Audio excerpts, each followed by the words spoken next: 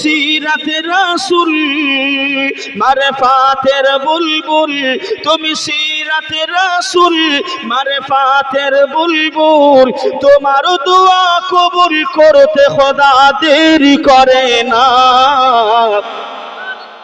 আরো জোরে বলে, তোমার আম্মা আমেনা গো তোমার দুধু হালিমা, তোমার আম্মা আমেনা গো তোমার দুধু হালিমা। তুমি গেলে যখন মা হালিমার ঘরে,